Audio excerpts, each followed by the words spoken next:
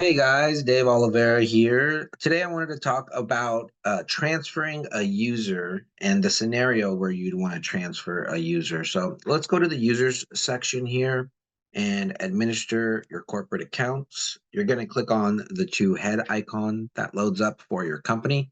We have a bunch of companies. Yours will probably be at the top and just in the single form there. So you'd click on your company name, the head icons here to see all of our users.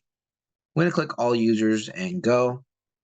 Now, the scenario that happens is you want to add somebody to your company, right? So you'd come down here and click add. Well, when you choose the type that you want, which is a secure mail 500, and you add their user ID in here, Davo at Rain Networks, and I don't think I'm going to generate it because I already have an account.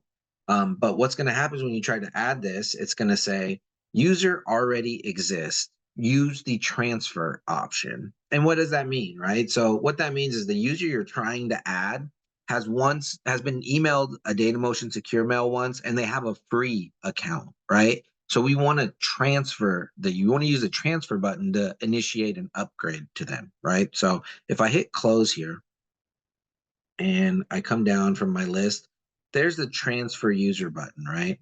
And we're just going to put in that same email address where it told us to do that at and make sure the secure mail is 500. And then we'll hit transfer. What this is going to do is it's going to send an email off to the user that you would type in here.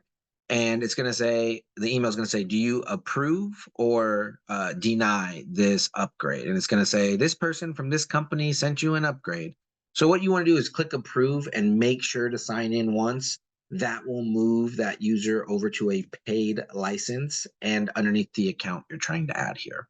So I just wanted to go over that today. We'll see you guys in the next video. Thanks.